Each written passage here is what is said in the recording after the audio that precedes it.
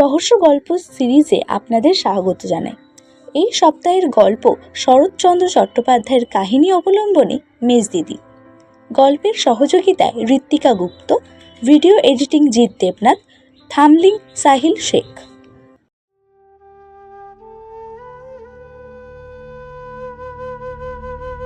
কেষ্টর মা মুড়ি কড়াই ভেজে চেয়ে চিনতে অনেক দুঃখে কেষ্টধনকে মানুষ করতে করতে মারা গেলেন। গ্রামে কেষ্টর আর দাঁড়াবার জায়গা রইল না। বড় সৎবোন কাদম্বিনীর অবস্থা ভালো।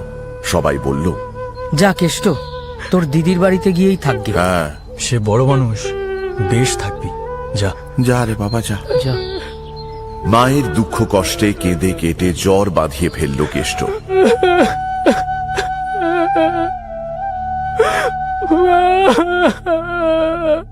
শেষে ভালো হয়ে শ্রাদ্ধ করে ন্যাড়া মাথায় একটা ছোট পুঁটুলি সম্বল করে দিদির বাড়ির রাজহাটে এসে উপস্থিত হল।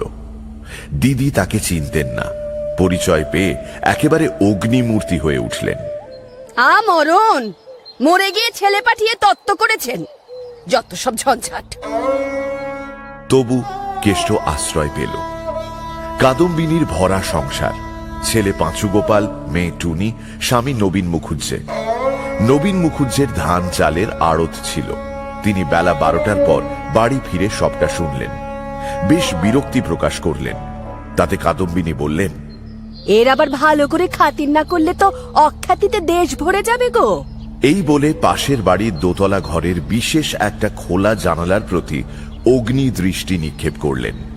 এই ঘরটা তার মেজজা হেমাঙ্গিনীর। কেষ্ট প্রথম দিনই বুঝল এ বাড়িতে সে কতটা উপেক্ষিত এবং অবাঞ্ছিত। কাদম্বিনীর স্বামী নবীন মুখুজ্জের পৈতৃক বাড়িটা দু ভাইয়ে ভাগ করে নিয়েছিলেন।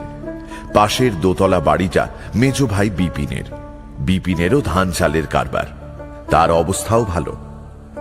মেজ বউ হেমাঙ্গিনী শহরের মেয়ে।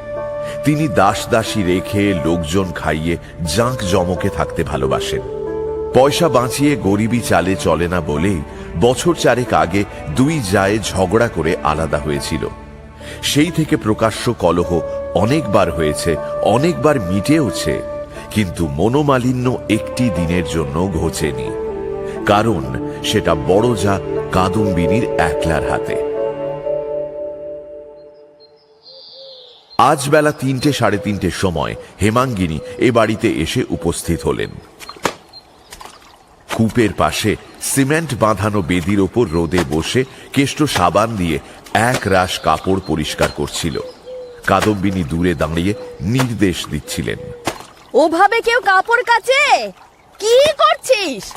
হেমাঙ্গিনী কাদম্বিনীকে জিজ্ঞেস করল, ছেলেটি কে দিদি? যদিও নিজের ঘরে বসে আড়ি পেতে সে সমস্তটাই শুনেছে। দিদি ইতস্তত করছেন দেখে আবার বললেন, দিব্যি ছেলেটি তো, মুখের ভাব তো তোমারই মতো দিদি। বলি বাপের বাড়ির কেউ নাকি? হ্যাঁ, সৎ ভাই।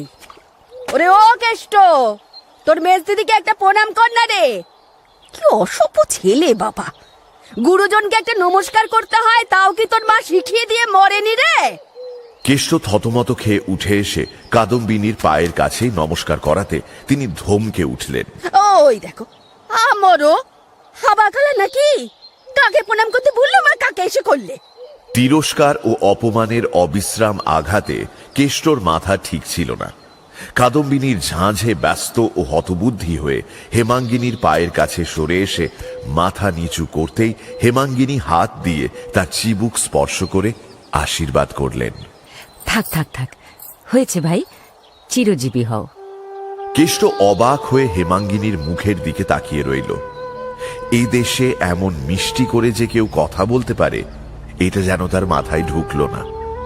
তার সেই কুণ্ঠিত ভীত অসহায় মুখখানার দিকে তাকিয়েই হেমাঙ্গিনীর বুকের ভেতরটা যেন মুচড়ে কেঁদে উঠল। নিজেকে আর সামলাতে না পেরে হঠাৎ এই হতভাগ্য অনাথ ছেলেটাকে তিনি বুকের কাছে টেনে নিয়ে বললেন, আহা, একে দিয়ে কি কাপড় কাচিয়ে নিতে আছে দিদি? একটা চাকর ডাকনি কেন? আমি তো তোমার মতো বড় মানুষ নই মেজে বউ, যে বাড়িতে 10-20টা ঝি আছে। আমাদের গেরস্থ ঘরে ওই যা আছে। কথাটা শেষ হবার আগেই হেমাঙ্গিনী নিজের ঘরের দিকে মুখ তুলে মেয়েকে ডেকে বললেন, উমা, শিবুকে একবার এ বাড়িতে পাঠিয়ে দে তো মা। বড়ঠাকুর আর পাঁচুর ময়লা কাপড়গুলো পুকুর থেকে কেচে শুকোতে দেখ। শোনো দিদি, এবেলা কেষ্ট আর পাঁচু গোপাল আমার ওখানে খাবে। পাঁচু স্কুল থেকে এলেই পাঠিয়ে দিও, হ্যাঁ? আমি ততক্ষণ একে নিয়ে যাই। তারপর কেষ্টকে বললেন, ওর মতো আমিও তোমার দিদি হই কেষ্ট, এসো আমার সঙ্গে। এই বলে তার হাত ধরে নিজেদের বাড়ি চলে গেলেন। কাদম্বিনী বাধা দিলেন না। হেমাঙ্গিনীর দেওয়া খোঁচাটাও নিঃশব্দে হজম করলেন। যে ব্যক্তি খোঁচা দিয়েছে সে এবেলা খরচটাও বাঁচিয়ে দিয়েছে, কারণ কাদম্বিনীর কাছে পয়সার চেয়ে বড় সংসারে আর কিচ্ছুটি নেই। সেদিন সন্ধেবেলা কেষ্টকে কাদম্বিনী প্রশ্ন করলেন, কি খেয়ে এলি রে কেষ্ট? লুচি, রুই মাছের মুড়োর তরকারি, সন্দেশ আর রসগোল্লা। ইস, বলি মেজ ঠাকরুন মুড়োটা কার পাতে দিলেন? হঠাৎ এই প্রশ্নে কেষ্টর মুখখানা পাণ্ডুর হয়ে গেল। সে কোনো উত্তর দিতে পারল না। তার দেরি দেখে কাদম্বিনী বললেন, তোর পাতে বুঝি? অদূরে দাওয়ায় বসে নবীন তামাক খাচ্ছিলেন। তাকে শুনিয়ে শুনিয়ে কাদম্বিনী বললেন, বলি শুনলে তো, খুঁড়িয়ে আপনার লোক, ব্যবহারটা দেখো। পাঁচু গোপাল আমার রুই মাছের মুড়ো বলতে অজ্ঞান, সে কি তা জানে না? তবে কোন আক্কেলে তার পাতে না দিয়ে বেনবনে মুক্ত ছড়িয়ে দিলে? আমি বলছি তোমাকে, কেষ্টকে মেজগিনি বিগড়ে না দেয় তো আমাকে কুকুর বলে ডেকো। নবীন চুপ করে রইলেন, কারণ এরকম দুর্ঘটনা তিনি বিশ্বাস করেন না।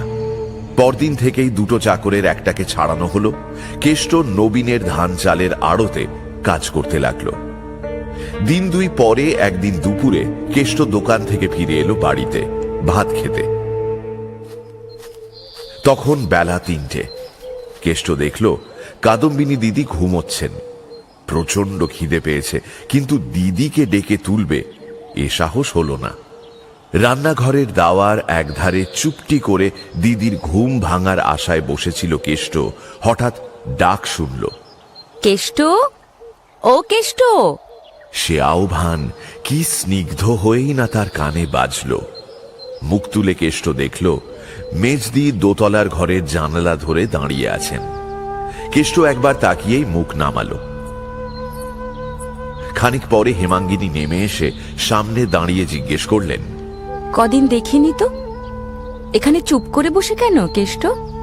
একে খিদের চোটে চোখে জল আসে, তার উপর এমন স্নেহার্দ্র কণ্ঠস্বর। কেষ্টর দু চোখ টলটল করতে লাগলো। সে ঘাড় হেঁট করে রইল, কিন্তু কোনো উত্তর দিতে পারল না। কাদম্বিনীর ছোট মেয়ে টুনি ঘর থেকে বেরিয়ে এসে চেঁচিয়ে বলল, কেষ্ট মামা, রান্নাঘরে তোমার ভাত ঢাকা আছে, খাও গে, মা খেয়ে দিয়ে ঘুমোচ্ছে। কেষ্টর এখনো খাওয়া হয়নি, তোর মা খেয়ে ঘুমোচ্ছে কি রে? তা হ্যাঁ রে কেষ্ট, আজ এত বেলা হলো কেন? কেষ্ট ঘাড় হেঁট করেই রইল। টুনি তার জবাব দিল, কেষ্ট মামা, রোজই তো এমনি বেলা হয়, বাবা খেয়ে দিয়ে দোকানে ফিরে গেলে তবে তো ও খেতে আসে। হেমাঙ্গিনী বুঝলেন কেষ্টকে দোকানের কাজে লাগানো হয়েছে। কেষ্টর মুখের দিকে তাকিয়ে তার চোখ দিয়ে জল পড়তে লাগলো। আঁচলে চোখ মুছতে মুছতে তিনি বাড়ি চলে গেলেন। মিনিট 2 পরে এক বাটি দুধ হাতে ফিরে এসে রান্নাঘরে ঢুকেই শিউরে মুখ ফিরিয়ে দাঁড়ালেন। কেষ্ট খেতে বসেছে। একটা পেতলের থালার উপর ঠান্ডা শুকনো ডেলা পাকানো ভাত, একপাশে একটুখানি ডাল আর একটু তরকারির মতো কিছু। দুধটুকু পেয়ে তার মলিন মুখখানা হাসিতে ভরে গেল। হেমাঙ্গিনী দরজার বাইরে এসে দাঁড়িয়ে রইলেন। কেষ্ট খাওয়া শেষ করে চলে গেলে একটিবার মুখ বাড়িয়ে দেখলেন পাতে একটাও ভাত পড়ে নেই। হেমাঙ্গিনীর ছেলে ললিত প্রায় সেই বয়সী। নিজের অবর্তমানে নিজের ছেলেকে এই অবস্থায় হঠাৎ কল্পনা করে ফেলে কান্নার ঢেউ তার কণ্ঠ পর্যন্ত ফেনিয়ে উঠল। তিনি সেই কান্না চাপতে চাপতে বাড়ি চলে গেলেন।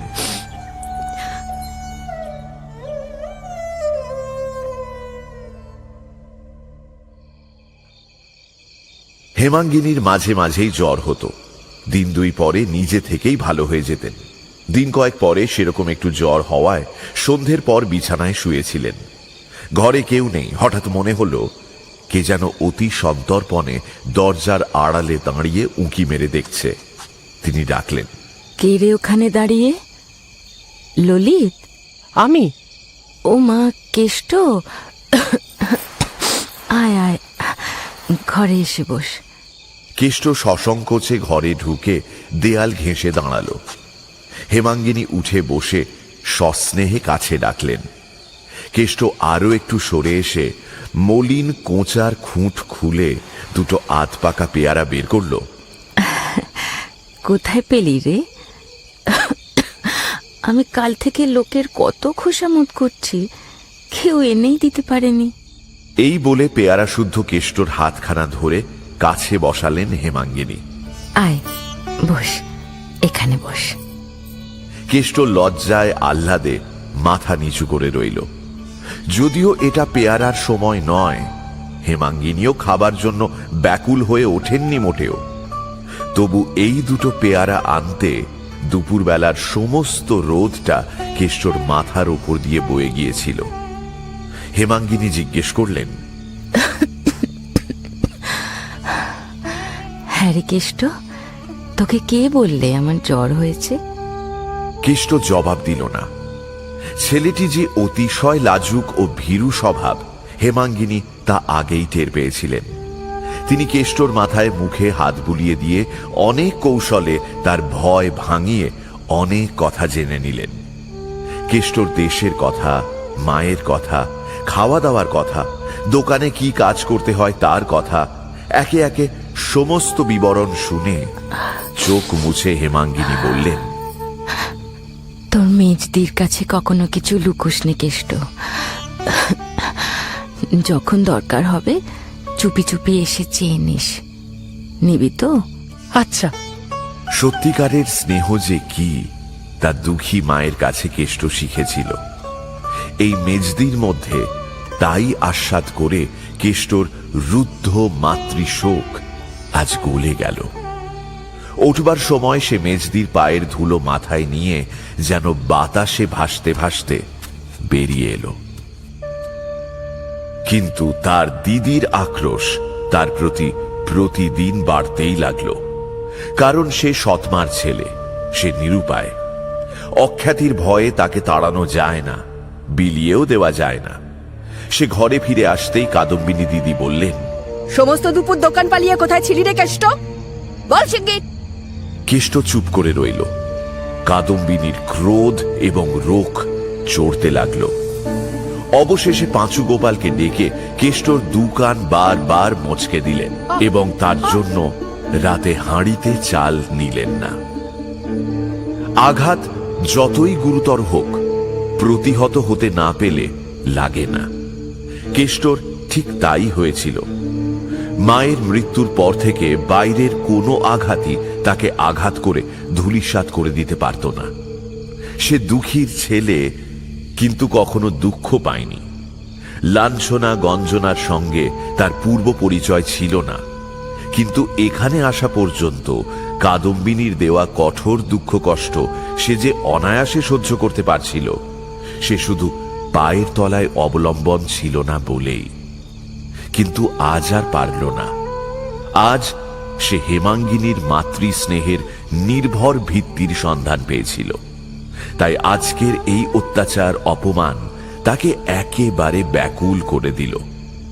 কাদম্বিনী পাঁচু গোপালকে নিয়ে চলে গেলে কেষ্ট অন্ধকার ভূমিশয্যায় পড়ে আজ অনেক দিন পর আবার মাকে স্মরণ করে মেজদির নাম করে কাঁদতে লাগলো। মা, তুমি কোথায় চলে গেলে মা? আমাকে আমাকে ওরা বড় মুখ করে কষ্ট দেয়। জানো মা, জানো, আমার এক এক সময় মনে হয় আমার শুধু মেজ দিদি আছে, আর কেউ নেই, কেউ না, কেউ নেই।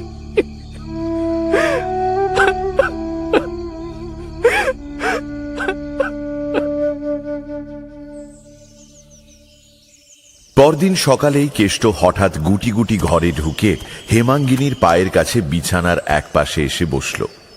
হেমাঙ্গিনী সস্নেহে বললেন, আয়, দোকানে যাসনি কেষ্ট?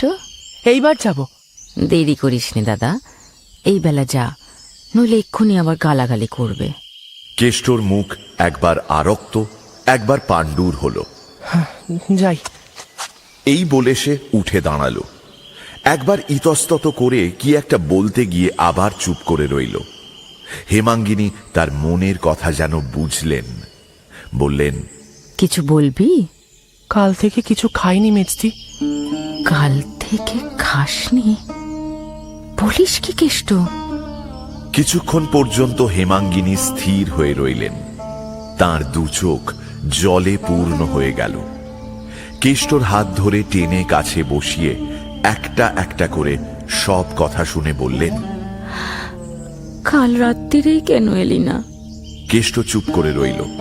হেমাঙ্গিনী আঁচলে চোখ মুছে বললেন, আমার মাথার দিব্যি রইল ভাই, আজ থেকে আমাকে তোর সেই মরা মা বলে মনে করবি, কেমন? যথাসময়ে সমস্ত কথা কাদম্বিনীর কানে গেল। তিনি নিজের বাড়ি থেকে মেজবউকে ডাক দিয়ে বললেন, ভাইকে কি খাওয়াতে পারি নে যে তুমি অত কথা তাকে গায়ে পড়ে বলতে গেছো? যদি গায়ে পড়ে বলেই থাকি তাতেই বা দোষ কি? তোমার ছেলেটিকে ডেকে এনে আমি যদি এমনি করে বলি, তোমার মানটি থাকে কোথায় শুনি? তুমি এমন করে লাই দিলে আমি তাকে শাসন করি কি করে বলো দেখি? দিদি, 15-16 বছর একসঙ্গে ঘর করছি, তোমাকে আমি চিনি। পেটে মেরে আগে তোমার নিজের ছেলেকে শাসন করো, তারপরে পরের ছেলেকে করো, তখন গায়ে পড়ে কথা কইতে যাব না। আমার পাঁচ গোপালের সঙ্গে ওর তুলনা, দেবতার সঙ্গে বাঁদরের তুলনা। কে দেবতা কে বাঁদর সে আমি জানি, কিন্তু আর আমি কিছুই বলবো না দিদি। যদি বলি তো এই যে তোমার মতো নিষ্ঠুর মেয়ে মানুষ আর সংসারে নেই। কি বললি? এই বলে তিনি প্রত্যুত্তরের অপেক্ষা না করে জানালা বন্ধ করে দিলেন। সেদিন সন্ধ্যের আগেই কর্তারা ঘরে ফেরবার সময় বড় বউ কাদম্বিনী নিজের বাড়ির উঠোনে দাঁড়িয়ে দাসীকে উপলক্ষ করে উচ্চ কণ্ঠে তর্জন গর্জন আরম্ভ করে দিলেন। যিনি রাত দিন করছেন তিনি এর বিহিত করবেন। মায়ের চেয়ে মাসির দরদ বেশি। আমার ভাইয়ের মর্ম আমি বুঝি নে, বোঝে পরে। কখনো ভালো হবে না। ভাই বোনে ঝগড়া বাঁধিয়ে দিয়ে দাঁড়িয়ে দাঁড়িয়ে মজা দেখলে ধম্ম সইবেন না। এই বলে তিনি রান্নাঘরে গিয়ে ঢুকলেন। দুই জায়ের মধ্যে এই ধরনের গালিগালাজ সাপসাপান্ত অনেকবার অনেক রকম করে হয়ে গিয়েছে, কিন্তু আজ ঝাঁঝটা কিছু বেশি। হেমাঙ্গিনী উঠে এসে জানালায় দাঁড়িয়ে বললেন, এর মধ্যেই চুপ করলে কেন দিদি? ভগবান হয়তো শুনতে পাননি, আর খানিকক্ষণ ধরে আমার সর্বনাশ কামনা করো। বড়ঠাকুর ঘরে এসে শুনুন, ইনি ঘরে এসে শুনুন, এর মধ্যেই হাঁপিয়ে পড়লে চলবে কেন? কাদম্বিনী উঠোনে ছুটে এসে মুখ উঁচু করে চেঁচিয়ে উঠলেন, কেষ্ট যখন এলো সাত চড়ে না করতো না, যা বলতো মুখ বুঝে তাই করতো। আজ দুপুর বেলা ভাত ফেলে উঠে যাচ্ছিল, আমি বললাম এ পিন্ডি না গিললে যখন জমের বাড়ি যেতে হবে তখন এত তেজ কিসের জন্যে? সে বলে গেল আমার মেজদি থাকতে কাউকে ভয় করি নে। কাজ জোরে এত তেজ শুনি? আজ আমি স্পষ্ট বলে দিচ্ছি মেজবউ, ওকে তুমি 100 বার দেখো না, আমাদের ভাই বোনেদের কথার মধ্যে থেকো না। হেমাঙ্গিনী আর কোনো কথা বললেন না। মাথা আবার ধরে জ্বর করছিল, তাই অসময়ে বিছানায় এসে নির্জীবের মতো পড়েছিলেন। তার স্বামী বিপিন ঘরে ঢুকে এসব লক্ষ্য না করেই রেগে বলে উঠলেন, বৌঠানের ভাইকে নিয়ে আজ কি কাণ্ড বাগিয়ে বসে আছো শুনি? কারুর কথা শুনবে না। যেখানে যত হতভাগা লক্ষ্মী ছাড়া আছে দেখলেই তার দিকে কোমর বেঁধে দাঁড়াবে। রোজ রোজ আমার এত হাঙ্গামা সহ্য হয় না মেজবউ। আজ বৌঠান আমাকে না হোক 10টা কথা শুনিয়ে দিলেন। বৌঠান হক কথা কবে বলেন যে আজ তোমাকে না হক কথা বলেছেন? কিন্তু আজ তিনি ঠিক কথাই বলেছেন। তুমি নিজের ভালো মন্দও কি বোঝো না? কবে স্বভাব যাবে তোমার? হেমাঙ্গিনী এবার উঠে বসে স্বামীর মুখের দিকে তাকিয়ে বললেন, আমার স্বভাব যাবে মরণ হলে, তার আগে নয়। আমি মা, আমার কোলে ছেলে পুলে আছে, মাথার উপর ভগবান আছেন। এর বেশি আমি গুরুজনের নামে নালিশ করতে চাই না। আমার অসুখ করেছে, আর আমাকে বকিও না। তুমি যাও। এই বলে গায়ের র্যাপারখানা টেনে নিয়ে পাশ ফিরে শুয়ে পড়লেন। বিপিন প্রকাশ্যে আর তর্ক করতে সাহস করলেন না, কিন্তু মনে মনে স্ত্রীর উপর এবং বিশেষ করে ওই গলগ্রহ দুর্ভাগাটার ওপর আজ মর্মান্তিক চটে গেলেন।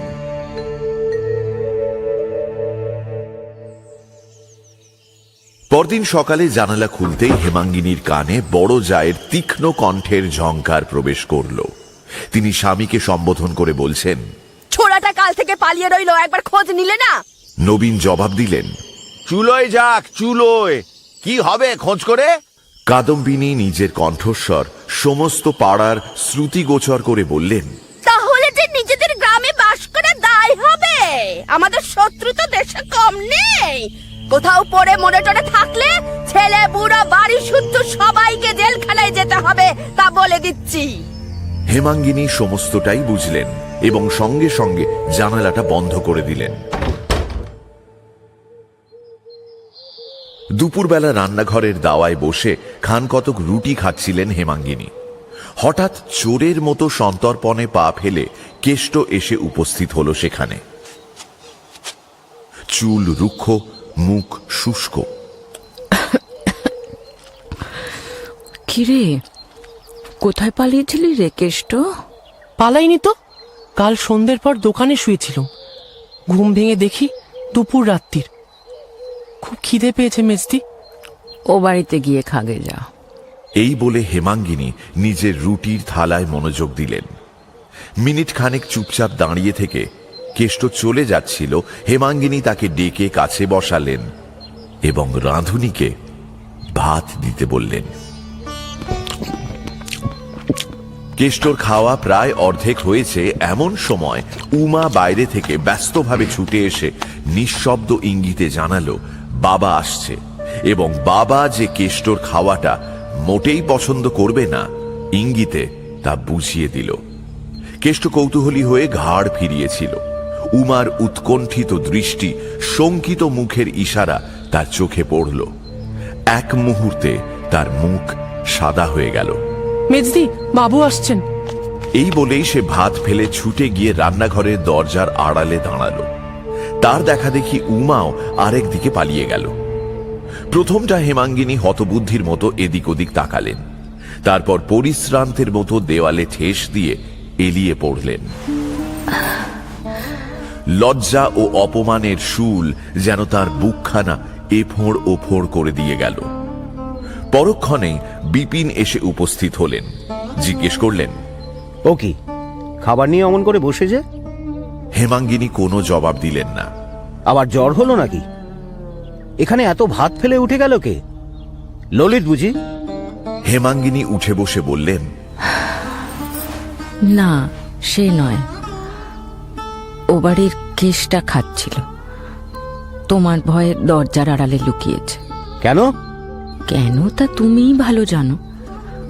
আর শুধু সে নয়, তুমি আসছো খবর দিয়েই উমাও ছুটে পালিয়েছে। বিপিন মনে মনে বুঝলেন স্ত্রীর কথাবার্তা বাঁকা পথ ধরেছে। তাই বোধ করি সোজা পথে ফেরাবার অভিপ্রায় হেসে বললেন বিপিন, উমা পালাতে গেল কি দুঃখে? কি জানি, মনে হয় মায়ের অপমান চোখে দেখবার ভয়েই পালিয়েছে। কেষ্ট পরের ছেলে, সে তো লুকোবেই। পেটের মেয়েটা পর্যন্ত বিশ্বাস করতে পারলে না যে তার মায়ের কাউকে ডেকে এক মুঠো ভাত দেবার অধিকারটুকু আছে। এবার বিপিন টের পেলেন ব্যাপারটা সত্যি বিশ্রী হয়ে উঠেছে। অতএব পাছে একেবারে বাড়াবাড়িতে গিয়ে পৌঁছয় এজন্য অভিযোগটাকে সামান্য পরিহাসে পরিণত করে চোখ টিপে ঘাড় নেড়ে বললেন, না, তোমার কোনো অধিকার নেই। ভিকিরি এলে ভিক্ষেও না। সে যাক, কাল থেকে আর মাথা ধরেনি তো? আমি মনে করছি শহর থেকে কেদার ডাক্তারকে একবার ডেকে পাঠাই না, না হয় একবার কলকাতায়। উমার সামনে তুমি কেষ্টকে কিছু বলেছিলে? আমি কই না তো। ওহো, সেদিন যেন মনে হচ্ছে বলেছিলুম। বৌঠান রাগ করেন, দাদা বিরক্ত হন, উমা হয়তো সেখানেই দাঁড়িয়েছিল, কি জানি। জানি। এই বলে হেমাঙ্গিনী কথাটা চাপা দিয়ে দিলেন। বিপিন ঘরে ঢুকতেই তিনি কেষ্টকে বাইরে ডেকে বললেন, কেষ্ট, এই 4টে পয়সা নিয়ে দোকান থেকে মুড়ি টুড়ি কিছু কিনে খেয়ে নে যা। খিদে পেলে আর আসিস নি আমার কাছে। তোর মেজদির এমন জোর নেই যে সে বাইরের মানুষকে এক মুঠো ভাত খেতে দেয়। কেষ্ট নিঃশব্দে চলে গেল। ঘরের ভেতর দাঁড়িয়ে বিপিন তার দিকে তাকিয়ে রাগে দাঁত কড়মড় করলেন।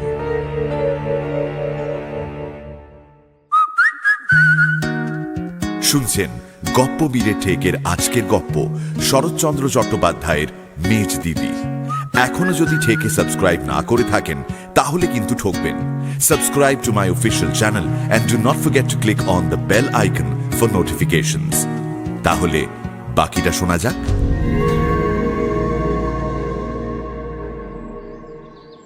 দিন 5-6 পরে একদিন বিকেলে বিপিন অত্যন্ত বিরক্ত মুখে ঘরে ঢুকে বললেন, এসব তুমি কি শুরু করলে মেজবউ? কেষ্ট তোমার কে যে একটা পরের ছেলে নিয়ে দিন রাত নিজেদের মধ্যে লড়াই করে বেড়াচ্ছ? আজ দেখলাম দাদা পর্যন্ত ভারী রাগ করেছেন। কিছুক্ষণ আগে নিজের ঘরে বসে বড় বউ স্বামীকে উপলক্ষ ও মেজ বউকে লক্ষ্য করে চিৎকার করে যে সকল অপভাষার তীর ছুঁড়েছিলেন তার একটাও নিষ্ফল হয়নি। সবই হেমাঙ্গিনী শুনেছেন।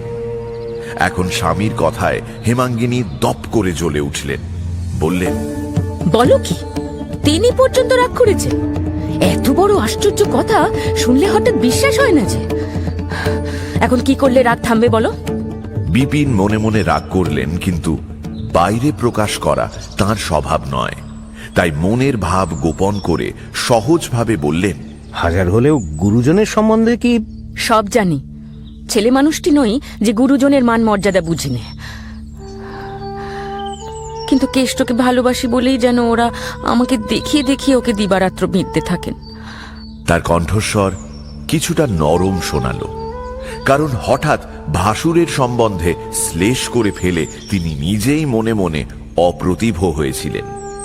বিপিন গোপনে ওপক্ষে ছিলেন, কারণ এই একটা পরের ছেলে নিয়ে নিরর্থক দাদাদের সঙ্গে ঝগড়াঝাটি তিনি মনে মনে পছন্দ করতেন না। স্ত্রীর এই লজ্জাটুকু লক্ষ্য করে জোর দিয়ে বললেন, বেঁধা বিধি কিছুই নয়। তাঁরা নিজেদের ছেলে শাসন করছেন, কাজ শেখাচ্ছেন, তাতে তোমাকে বিঁধলে চলবে কেন? তাছাড়া যাই করুন, তাঁরা গুরুজন যে। হেমাঙ্গিনী স্বামীর মুখের দিকে তাকিয়ে প্রথমে কিছুটা বিস্মিত হলেন, কারণ এই 15-16 বছরের ঘরকন্যায় স্বামীর এত বড় ভ্রাতৃভক্তি তিনি আগে কখনো দেখেননি। কিন্তু পর মুহূর্তেই তার সর্বাঙ্গ আগে জ্বলে উঠল। তিনি বললেন, তারা গুরুজন, আমিও মা। গুরুজন নিজের মান নিজে নিঃশেষ করে আনলে আমি কি দিয়ে ভর্তি করব? বিপিন কি একটা জবাব দিতে যাচ্ছিলেন, থেমে গেলেন। দরজার বাইরে কুণ্ঠিত কণ্ঠের বিনম্র ডাক শোনা গেল, মেজদি, মেজদি। স্বামী স্ত্রীতে চোখাচোখি হলো। স্বামী একটু হাসলেন। সত্যি? হেমাঙ্গিনী দরজার কাছে সরে এসে নিঃশব্দে কেষ্টর মুখের দিকে তাকাতেই সে আহ্লাদে গলে গিয়ে বলল, কেমন আছো মেজদি? হেমাঙ্গিনী এক মুহূর্ত কথা বলতে পারলেন না। যার জন্য স্বামী স্ত্রীতে এইমাত্র বিবাদ হয়ে গেল, অকস্মাৎ তাকেই সামনে পেয়ে বিবাদের সমস্ত বিরক্তিটা তারই মাথায় গিয়ে পড়ল। হেমাঙ্গিনী অনুচ্চ কঠোর স্বরে বললেন, এখানে কি? কেন তুই রোজ রোজ আসিস বলতো? কেষ্টর বুকের ভেতরটা ধক করে উঠল। এই কঠোর কণ্ঠস্বরটা সত্যি এত কঠোর শোনালো যে এর কারণ আর যাই হোক, বস্তুটা যে সস্নেহ পরিহাস নয় তা বুঝতে এই দুর্ভাগা ছেলেটার দেরি হল না। ভয়ে, বিস্ময়ে, লজ্জায় মুখখানা তার কালি মাখা হয়ে গেল। দেখতে এসেছি। কথাটা শুনছো? দেখতে এসেছে তোমাকে। সে হাসি যেন দাঁত ভেঙছে হেমাঙ্গিনীকে অপমান করল। হেমাঙ্গিনী স্বামীর মুখের দিকে একবার তাকিয়েই চোখ ফিরিয়ে নিয়ে কেষ্টকে বললেন, আর এখানে আসিসনি তুই, যা। আচ্ছা। এই বলে কেষ্ট তার মুখের কালি হাসি দিয়ে ঢাকতে গিয়ে সমস্ত মুখ আরো কালো, আরো বিশ্রী, আরো বিকৃত করে অধোমুখে চলে গেল। সেই বিকৃতির কালো ছায়া হেমাঙ্গিনী নিজের মুখের ওপর নিয়ে স্বামীর দিকে আরেকবার তাকিয়ে তাড়াতাড়ি ঘর ছেড়ে বেরিয়ে গেলেন। দিন 5-6 হয়ে গেল, হেমাঙ্গিনীর জ্বর ছাড়েনি। কাল ডাক্তার বলে গিয়েছিলেন বুকে সর্দি বসেছে। সন্ধ্যের প্রদীপ সবেমাত্র জ্বালা হয়েছিল, ছেলে ললিত জানালো দত্তদের বাড়ি পুতুল নাচ দেখতে যাবে। হেমাঙ্গিনী একটুখানি হেসে বললেন, হ্যাঁ রে ললিত, তোর মা যে এই 5-6 দিন পড়ে আছে, একবারটি কাছে এসেও তো বসিস নে। আচ্ছা, এই অসুখ যদি না সারে, যদি মরে যাই, তুই কি করবি? খুব কাঁদবি? ললিত কোনো কথা না বলে মায়ের বুকের ওপর একটা হাত রাখল। মা ছেলের হাতখানি হাতে নিয়ে চুপ করে রইলেন। জ্বরের মধ্যে এই স্পর্শ তার সর্বাঙ্গ জুড়িয়ে দিতে লাগলো। কিন্তু একটু পরেই ললিত উসখুস করতে লাগলো। পুতুল নাচ হয়তো এতক্ষণে শুরু হয়ে গিয়েছে। ছেলের মনের কথা বুঝতে পেরে মা মনে মনে হেসে বললেন, আচ্ছা যা, দেখে আয়, বেশি রাত করিস না যেন। দুর্গা দুর্গা। ললিত বেরিয়ে গেল, কিন্তু মিনিট 2 পরে ফিরে এসে জানালো যে কেষ্ট একবার দেখা করতে চায়। ঘরে ঢুকবে না, দোরগোড়া থেকে একটিবার তার মেজ দিদিকে দেখেই চলে যাবে। কালকেও বাইরে এসে বসেছিল, ভয়ে ভেতরে ঢোকেনি। আজকেও এসে বসে আছে। হেমাঙ্গিনী ব্যস্ত হয়ে উঠে বসলেন। যা যা ললিত, এক্ষুনি ডেকে নিয়ে আয়, যা। আহা, বসে আছে, তোরা কেউ আমাকে জানাসনি রে। ললিত চলে গেল। মিনিট খানেক পরে কেষ্ট ঘরে ঢুকে মাটির দিকে ঘাড় বাঁকিয়ে দেয়ালে ঠেস দিয়ে দাঁড়ালো। হেমাঙ্গিনী ডাকলেন, আয় কেষ্ট, ভেতরে আয়। কেষ্ট তেমনি ভাবে স্থির হয়ে রইল। তিনি নিজে উঠে এসে কেষ্টর হাত ধরে বিছানায় নিয়ে গেলেন। পিঠে হাত বুলিয়ে দিয়ে বললেন, হ্যাঁ রে কেষ্ট, বকেছিলুম বলে তোর মেজ দিদিকে ভুলে গেছিস বুঝি? হঠাৎ কেষ্ট ফুঁপিয়ে কেঁদে উঠল।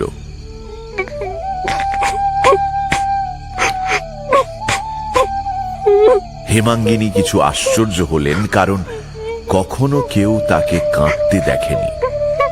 অনেক দুঃখ কষ্ট যাতনা দিলেও সে ঘাড় হেঁট করে নিঃশব্দে থাকে, লোকজনের সামনে চোখের জল ফেলে না। তার এই স্বভাবটি হেমাঙ্গিনী জানতেন বলেই বড় আশ্চর্য হয়ে বললেন, ছি, কান্না কিসের? প্রত্যুত্তরে কেষ্ট কোঁচার খুঁট মুখে গুঁজে প্রাণপণ চেষ্টায় কান্না রোধ করতে করতে বলল, ডাক্তার যে বলেছে বুকে সর্দি বসেছে। এই জন্যে? ছি ছি, কি ছেলে মানুষ তুই রে। বলতে বলতে তার নিজের চোখ দিয়েও টপ টপ করে 2 ফোঁটা জল গড়িয়ে পড়ল। বাঁ হাত দিয়ে সেটা মুছে ফেলে তার মাথায় একটা হাত দিয়ে কৌতুক করে বললেন, সর্দি বসেছে, বসলেই বারে। যদি মরি, তুই আর ললিত কাঁধে করে গঙ্গায় দিয়ে আসবি, কেমন? পারবি নে? বলি, ও মেজো বউ, কেমন আছো আজ? বড় বউ কাদম্বিনী দোরগোড়ায় এসে দাঁড়ালেন। কিছুক্ষণ কেষ্টর দিকে তীক্ষ্ণ দৃষ্টিতে তাকিয়ে থেকে বললেন, বাহ, ইনিও এসে হাজির হয়েছেন।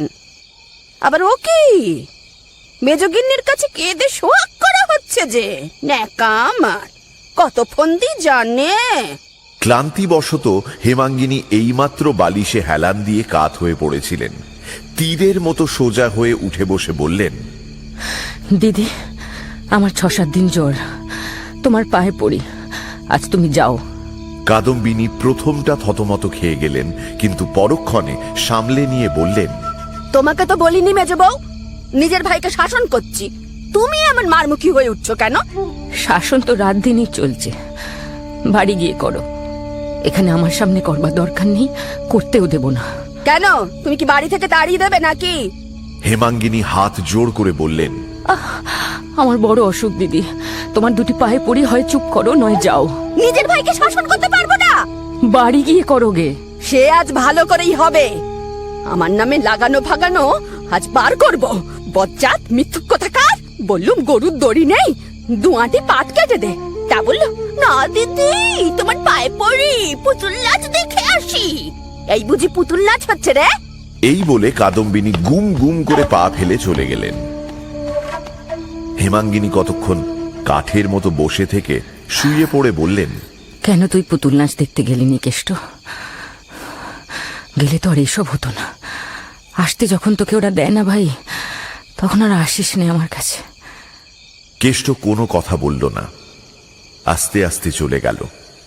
কিন্তু সঙ্গে সঙ্গে ফিরে এসে বলল, মেজদি, আমাদের গাঁয়ের বিশালাক্ষী ঠাকুর বড় জাগ্রত, পুজো দিলে অসুখ সেরে যায়।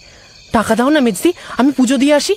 এইমাত্র নিরর্থক ঝগড়া হয়ে যাওয়ায় হেমাঙ্গিনীর মনটা ভারী বিগড়ে গিয়েছিল। ঝগড়াঝাটি তো হয়ই, সেজন্যও নয়, এমন একটা রসালো ছুতো পেয়ে কেষ্টর যে কি দুর্দশা হবে সেই কথাটা মনে মনে তোলপাড় করে হেমাঙ্গিনীর বুকের ভেতরটা ক্ষোভে ও নিরুপায় আক্রোশে জ্বলে উঠেছিল। কেষ্ট ফিরে আসতেই হেমাঙ্গিনী উঠে বসলেন এবং কাছে বসে তার গায়ে হাত বুলিয়ে দিয়ে কেঁদে ফেললেন। তারপর চোখ মুছে বললেন, আমি ভালো হয়ে তোকে লুকিয়ে পুজো দিতে পাঠিয়ে দেবো। পারবি তো একলা যেতে? খুব পারবো। তুমি আজকেই আমাকে একটা টাকা দিয়ে পাঠিয়ে দাও না মেজদি, আমি কাল সকালেই পুজো দিয়ে তোমাকে প্রসাদ এনে দেবো। সে খেলে তুমি দেখো তক্ষুনি সেরে যাবে।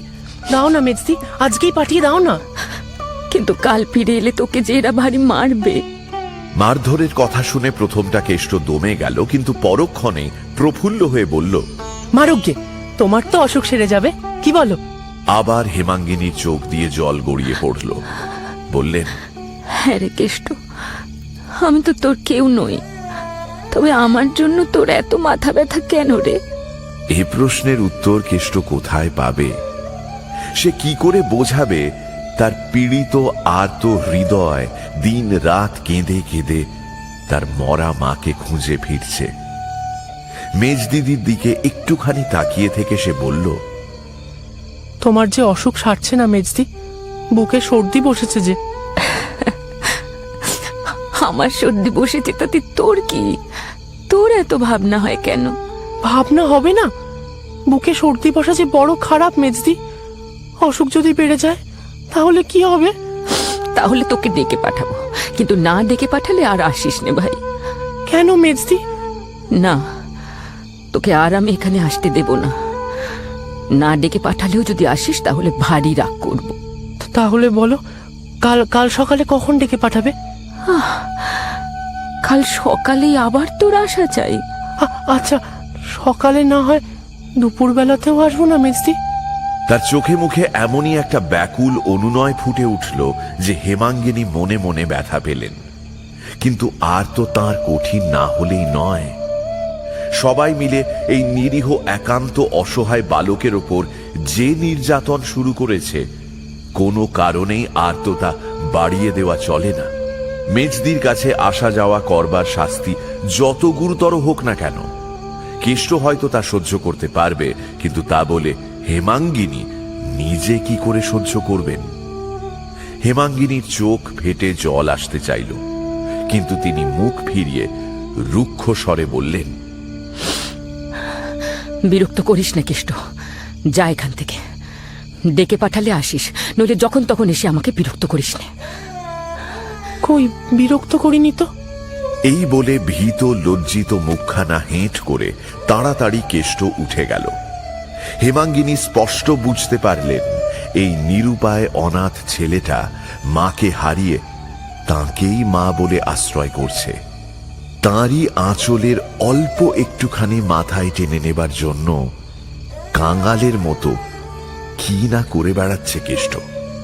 কেষ্ট, মুখখানি অমন করে গেলি ভাই, কিন্তু তোর এই মেজদি যে তোর চেয়েও নিরুপায়।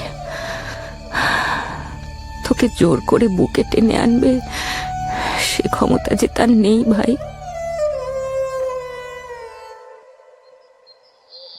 পরদিন উমা জানালো কাল কেষ্ট তাগাদায় না গিয়ে হেমাঙ্গিনীর কাছে এসে বসেছিল বলে জ্যাঠামশাই তাকে এমন মেরেছে যে তার নাক দিয়ে রক্ত পড়েছে। হেমাঙ্গিনী মেয়েকে ধমকে বললেন, আচ্ছা হয়েছে হয়েছে, তুই যা এখান থেকে। উমা চলে যেতে যেতে দরজার কাছে একটু দাঁড়িয়ে জানালো যে কেষ্ট দাঁড়িয়ে রয়েছে বাইরে। কেষ্ট শুনতে পেল, মুখ বাড়িয়ে সলজ্জ হাসি হেসে বলল, কেমন আছো মেজদি? ক্ষোভে দুঃখে অভিমানে হেমাঙ্গিনী চিৎকার করে উঠলেন, কেন এসছিস সেখানে? যা যা বলছি শিগগির দূর হ, বলছি যা দূর হ। কেষ্ট বোকার মতো ফ্যাল ফ্যাল করে তাকিয়ে রইল। হেমাঙ্গিনী অধিকতর তীক্ষ্ণ তীব্র কণ্ঠে বললেন, তবু দাঁড়িয়ে রইলি হতভাগা, গেলি নে? কেষ্ট মুখ নামিয়ে শুধু যাচ্ছি বলেই চলে গেল। যাচ্ছি। সে চলে গেলে হেমাঙ্গিনী নির্জীবের মতো বিছানার একধারে শুয়ে পড়ে অস্ফুটে ক্রুদ্ধ স্বরে বলে উঠলেন, 100 বার বলি হতভাগাকে আসিস নে আমার কাছে, তবু মেজদি মেজদি মেজদি করেই যাবে। শিবুকে বলে দিস তো উমা ওকে না ঢুকতে দেয়। উমা জবাব দিল না, ধীরে ধীরে বেরিয়ে গেল। সেই রাতে হেমাঙ্গিনী স্বামীকে ডেকে এনে কাঁদো কাঁদো গলায় বললেন, কোনোদিন তো তোমার কাছে কিছু চাইনি, আজ এই অসুখের উপর একটা ভিক্ষে চাইছি, দেবে? কি চাই শুনি? কেষ্টকে আমাকে দাও, ও বেচারি বড় দুঃখী, মা বাপ নেই, ওকে ওরা মেরে ফেলছে, এ আর আমি চোখে দেখতে পাচ্ছি না। তাহলে চোখ বুজে থাকলেই তো হয়। স্বামীর এই নিষ্ঠুর বিদ্রূপ হেমাঙ্গিনীকে শুল দিয়ে বিঁধল। অন্য কোনো অবস্থায় তিনি এটা সহ্য করতে পারতেন না, কিন্তু আজ দুঃখে তার প্রাণ বেরিয়ে যাচ্ছে, তাই সহ্য করে নিয়ে তিনি হাত জোড় করে বললেন, ওগো তোমার দিব্যি করে বলছি, ওকে আমি পেটের ছেলের মতো ভালোবেসেছি, দাও আমাকে, মানুষ করে খাওয়াই পড়াই, তারপরে যা ইচ্ছে হয় তোমাদের তাই করো, বড় হয়ে গেলে আমি আর একটা কথাও বলবো না। ও কি আমার গোলার ধান চাল যে তোমাকে এনে দেব? পরের ভাই পরের বাড়ি এসেছে, তোমার মাঝখানে পড়ে এত দরদ কিসের জন্য বলো দেখি? হেমাঙ্গিনী কেঁদে ফেললেন। খানিক পরে চোখ মুছে বললেন, তুমি ইচ্ছে করলে বড় ঠাকুরকে বলে দিদিকে বলে স্বচ্ছন্দে আনতে পারো, তোমার দুটি পায়ে পড়ছি, দাও তাকে। আচ্ছা তাই যদি হয়, কিন্তু আমি তো অত বড় লোক নই, তাকে প্রতিপালন করব কি করে? তুমি তো আগে আমার একটা তুচ্ছ কথাও ঠেলতে না, এখন আমি কি অপরাধ করেছি যে যখন এমন করে জানাচ্ছি, বলছি যে সত্যি আমার প্রাণ বার হয়ে যাচ্ছে, তবু তুমি এই সামান্য কথাটা রাখতে চাইছো না? সে দুর্ভাগা বলে কি তোমরা সকলে মিলে তাকে মেরে ফেলবে? আমি তাকে আমার কাছে আসতে বলবো, দেখি ওরা কি করেন। আমি খাওয়াতে পারবো না এই বলে দিলাম। আমি পারবো। আমি কি বাড়ির কেউ নই যে নিজের ছেলেকে খাওয়াতে পারবো না? আমি কালই তাকে আমার কাছে এনে রাখবো, দিদিরা জোর করেন তো আমি তাকে থানায় দারোগার কাছে পাঠিয়ে দেবো। স্ত্রীর কথা শুনে বিপিন ক্রোধে অভিমানে কিছুক্ষণ অবাক হয়ে থেকে বললেন, আচ্ছা সে দেখা যাবে।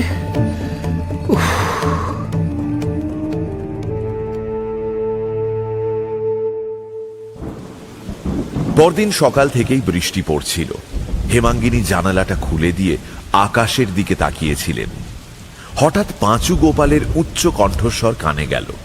সে চেঁচিয়ে বলছে, মা, তোমার গুণধর ভাই জলে ভিজতে ভিজতে এসে হাজির হয়েছে।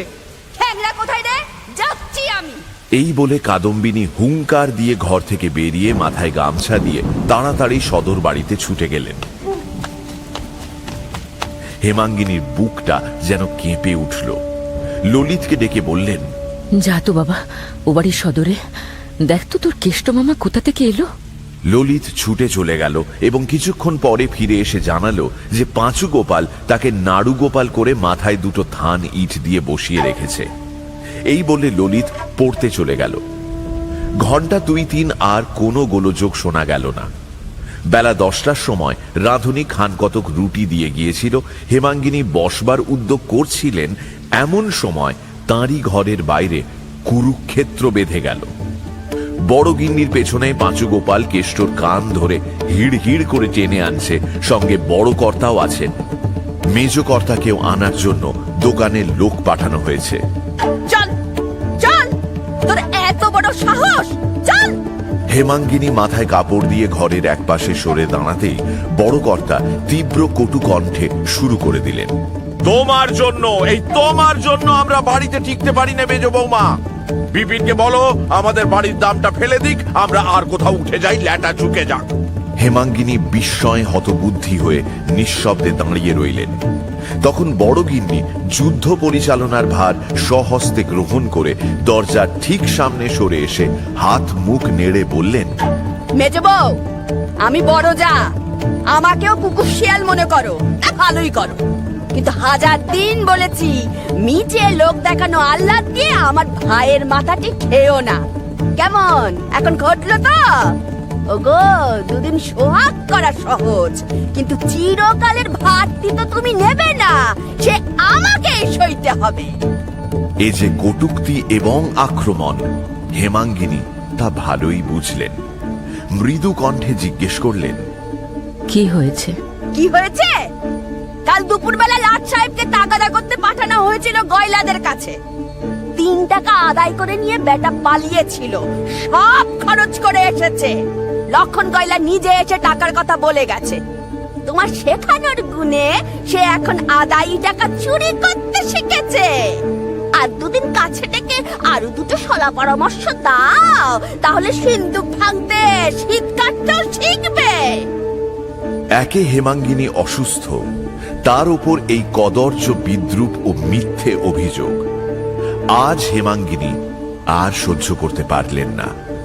এর আগে কখনো কোনো কারণে ভাসুরের সামনে তিনি কোনো কথা বলেননি, কিন্তু আজ আর থাকতে পারলেন না। মৃদু কণ্ঠে বললেন, আমি কি তাকে চুরি ডাকাতি করতে শিখিয়ে দিয়েছি দিদি? কেমন করে জানবো কি তুমি শিখিয়ে দিয়েছো না দিয়েছো?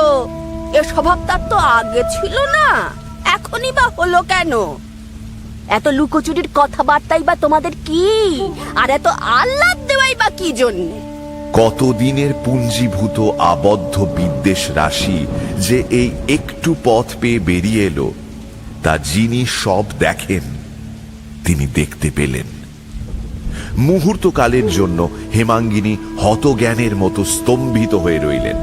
এমন নিষ্ঠুর আঘাত, এত বড় নির্লজ্জ অপমান মানুষ যে মানুষকে করতে পারে এ যেন তার মাথায় প্রবেশ করল না। কিন্তু ওই মুহূর্তকালের জন্য পরক্ষণেই তিনি মর্মান্তিক আহত সিংহীর মতো 2 চোখে আগুন জ্বেলে বেরিয়ে এলেন। ভাসুরকে সামনে দেখে মাথায় কাপড় আরেকটু টেনে নিলেন, কিন্তু রাগ সামলাতে পারলেন না। বড় যাকে সম্বোধন করে মৃদু অথচ কঠোর স্বরে বললেন, তুমি এত বড় চামার যে তোমার সঙ্গে কথা কইতেও আমার ঘৃণা বোধ হয়। তুমি এত বড় বেহায়া মেয়ে মানুষ যে ওই ছোঁড়াটাকে ভাই বলেও পরিচয় দিচ্ছ। মানুষ জানোয়ার পুষলে তাকেও পেট ভরে খেতে দেয়, কিন্তু ওই হতভাগাটাকে দিয়ে যত রকমের ছোট কাজ করিয়ে নিয়েও তোমরা আজ পর্যন্ত একদিন পেট ভরে খেতেও দাও না। আমি না থাকলে এতদিন ও না খেতে পেয়ে মরেই যেত। ও পেটের জ্বালায় শুধু ছুটে আসে আমার কাছে, সোহাগ আহ্লাদ করতে আসে না। কি আমরা খেতে দিই নে, শুধু খাটিয়ে নি, আর তুমি ওকে খেতে দিয়ে বাঁচিয়ে রেখেছো? ঠিক তাই। আজ পর্যন্ত কখনো ওকে দুবেলা তোমরা খেতে দাওনি, কেবল মারধর করেছো আর যত পেরেছো খাটিয়ে নিয়েছো। তোমার ভয়ে আমি 1000 দিন ওকে আসতে বারণ করেছি, কিন্তু খিদে বরদাস্ত করতে পারে না। আর আমার কাছে পেট ভরে 2টো খেতে পায় বলেই ও ছুটে ছুটে আসে, চুরি ডাকাতির পরামর্শ নিতে আসে না। কিন্তু তোমরা এত বড় হিংসুক যে তাও চোখে দেখতে পারো না। কেষ্টকে সামনে টেনে এনে তার কোঁচার খুঁট খুলে একটা কলা পাতার ঠোঙা বের করে রাগে বলে উঠলেন, এই এদিকে এদিকে হয়। কি বললে? আমরা হিংসুক? কেন যে ওরে ভালো চোখে দেখতে পারি নে তা তুমি নিজের চোখে দেখো। মেজ বৌমা, তোমার শেখানোর গুণেই ও আমার টাকা চুরি করে তোমার ভালোর জন্য কোন একটা ঠাকুরের পুজো দিয়ে প্রসাদ এনেছে, এই নাও। এই বলে তিনি গোটা 2 সন্দেশ ও ফুল বেলপাতা ঠোঙার ভেতর থেকে বের করে দেখালেন। কাদম্বিনী চোখ কপালে তুলে বললেন, মা গো, কি মিটমিটে শয়তান, কি ধরিবার ছেলে গো। বেশ তো মেজে বউ, এখন তুমি বলো না কি মতলবে ও চুরি করেছে, ও কি আমার ভালোর জন্যে? হেমাঙ্গিনীর রাগে এবার আর নিজেকে সামলাতে পারলেন না। একে তার অসুস্থ শরীর, তাতে এই সমস্ত মিথ্যে অভিযোগ। তিনি দ্রুত পদে কেষ্টর সামনে এসে তার দুগালে সশব্দে চড় কষিয়ে দিয়ে বললেন, বদমাইশ, চোর, আমি তোকে চুরি করতে শিখিয়ে দিয়েছি? কতদিন তোকে আমার বাড়িতে ঢুকতে বারণ করেছি, কতবার তোকে তাড়িয়ে দিয়েছি। আমার তো মনে হচ্ছে তুই চুরির মতলবেই যখন তখন এসে উকি মেরে দেখতিস। এরই মধ্যে বাড়ির সবাই এসে উপস্থিত। শিবু বলল, আমি নিজের চোখে দেখেছি মা, পরশু রাত্রিও তোমার ঘরের সামনে অন্ধকারে দাঁড়িয়েছিল, আমাকে দেখেই ছুটে পালিয়ে গেল। আমি এসে না পড়লে নিশ্চয়ই তোমার ঘরে ঢুকে চুরি করতো। মেজ বউয়ের কেষ্টর প্রতি আজকের ব্যবহারে কাদম্বিনী যা প্রসন্ন হলেন, এই 16 বছরের মধ্যে কখনো এমনটা হননি। অত্যন্ত খুশি হয়ে বললেন, ভিজে বেড়াল, কেমন করে জানবো মেজে বউ তুমি ওকে বাড়ি ঢুকতে বারণ করেছো? ও বলে বেড়ায় মেজদি আমাকে মায়ের চেয়ে ভালোবাসে। তারপর ঠোঙা শুদ্ধ নির্মাল্য টান মেরে ফেলে দিয়ে বললেন, টাকা 3টে চুরি করে কোথা থেকে 2টো ফুল টুল কুড়িয়ে এনেছে। বাড়ি নিয়ে গিয়ে বড় কর্তা চোরের শাস্তি শুরু করলেন। সে কি নির্দয় প্রহার! কেষ্ট কথাও বলে না, কাঁদেও না। তোকে আমরা আশ্রয় দেব আর তুই এখানে চুরি করবি? অত ছাড়া ছেলে, দূর হ এখান থেকে। এদিকে মারলে ওদিকে মুখ ফেরায়, ওদিকে মারলে এদিকে মুখ ফেরায়। নিঃশব্দে ছেলেটা শুধু মার খেয়ে যায়। এমনকি কাদম্বিনী পর্যন্ত স্বীকার করলেন, বাবা, এ ছেলে মার খেতে শিখেছে বটে। কিন্তু ভগবান জানেন, এখানে আসার আগে নিরীহ স্বভাবের গুণে কখনো কেউ তার গায়ে হাত তোলেনি। হেমাঙ্গিনী নিজের ঘরের ভেতর সমস্ত জানালা বন্ধ করে দিয়ে কাঠের মূর্তির মতো বসেছিলেন চুপ করে। উমা মার দেখতে গিয়েছিল, ফিরে এসে জানালো যে কাদম্বিনী বলেছেন কেষ্ট বড় হলে ডাকাত হবে। উমা, মায়ের অশ্রু বিকৃত ভগ্ন কণ্ঠস্বরে উমা চমকে উঠল। কাছে এসে ভয়ে ভয়ে জিজ্ঞেস করল, কি মা? হ্যাঁ রে, এখনো কি তাকে সবাই মিলে মারছে? এই বলেই তিনি মেঝের উপর উপুড় হয়ে পড়ে কেঁদে উঠলেন।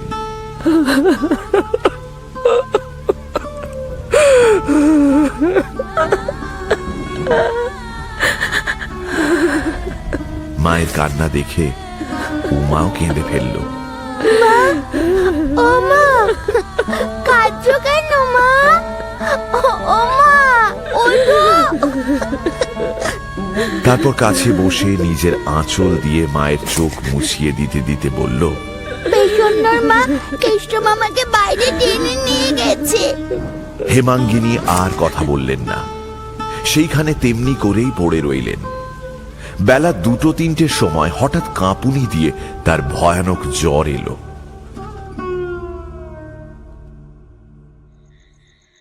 সন্ধ্যের পর বিপিন ও বাড়িতে বৌঠানের মুখে সমস্ত ব্যাপার শুনে রাগে স্ত্রীর ঘরে ঢুকছিলেন। উমা কাছে এসে ফিসফিস করে বলল, মা জ্বরে অজ্ঞান হয়ে আছে। হ্যাঁ, সে কি রে? আজ 3-4 দিন জ্বর ছিল না তো? বিপিন মনে মনে স্ত্রীকে ভীষণ ভালোবাসতেন। কত যে বাসতেন তা বছর 4-5 আগে দাদাদের থেকে আলাদা হবার সময় জানা গিয়েছিল।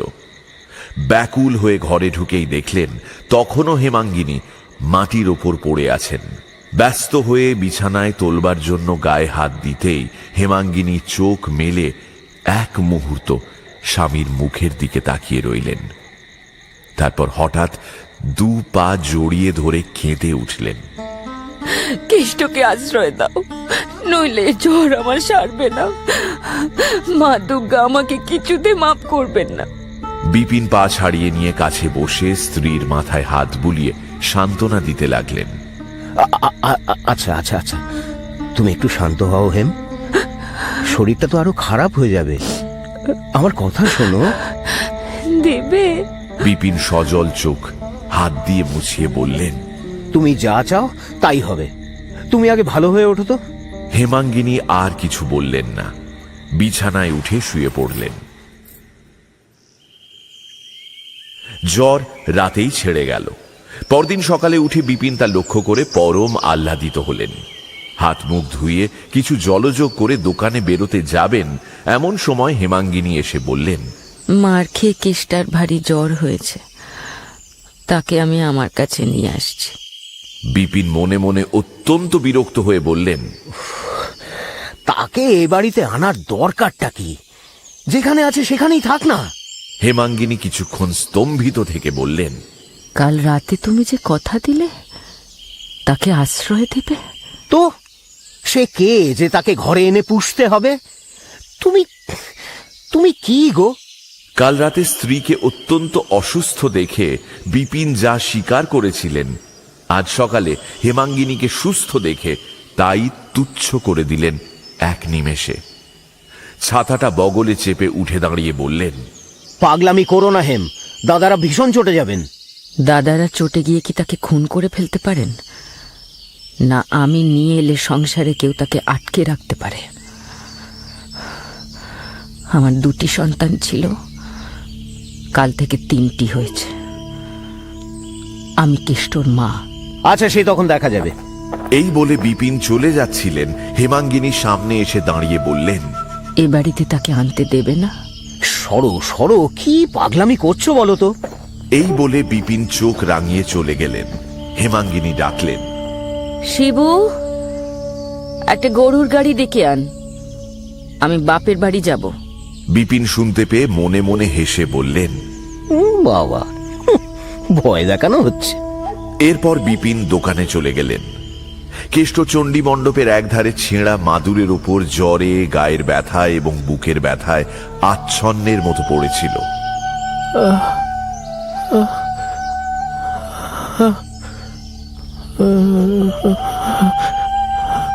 হেমাঙ্গিনী ডাকলেন, কেষ্ট, কেষ্ট। কেষ্ট যেন প্রস্তুত হয়েই ছিল। এইবারে তড়াক করে উঠে বসে বলল, মেজদি, পরক্ষণে সলজ্জ হাসিতে তার সমস্ত মুখ ভরে গেল, যেন তার কোনো অসুখ বিসুখ নেই। এইভাবে মহা উৎসাহে উঠে দাঁড়িয়ে কোঁচা দিয়ে ছেঁড়া মাদুর ঝাড়তে ঝাড়তে বলল, বসো না মেজদি, বসো বসো।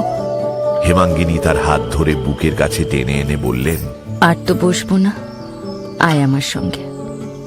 আমাকে আজ তোকে বাপের বাড়ি পৌঁছে দিতে হবে যে। চলো।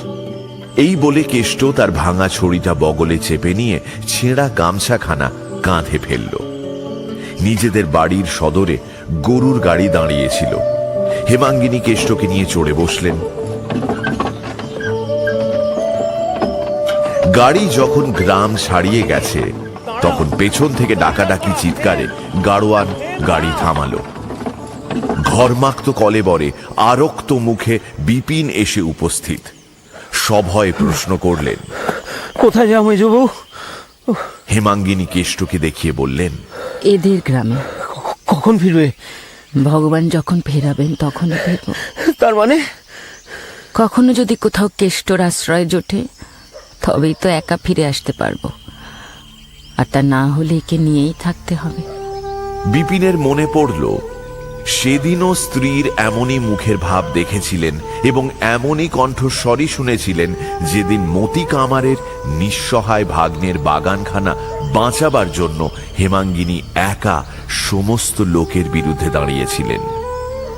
মনে পড়ল, এই মেজবউ সে নয় যাকে চোখ রাঙিয়ে টলানো যায়। বিপিন নম্র স্বরে বললেন, মাফ করো মেজবউ, বাড়ি চলো হেম, বাড়ি চলো। হেমাঙ্গিনী হাত জোড় করে বললেন, আমাকে তুমি মাফ করো, কাজ না সেরে আমি কোনো মতেই বাড়ি ফিরতে পারবো না। বিপিন আর এক মুহূর্ত স্ত্রীর শান্ত দৃঢ় মুখের পানে নিঃশব্দে তাকিয়ে রইলেন। তারপর হঠাৎ সামনে ঝুঁকে পড়ে কেষ্টর ডান হাতটা ধরে ফেলে বললেন, কেষ্ট, তোর মেজদিকে তুই বাড়িতে ফিরিয়ে নিয়ে আয় ভাই। শপথ করছি, আমি বেঁচে থাকতে তোদের দুই ভাই বোনকে আজ থেকে কেউ পৃথক করতে পারবে না।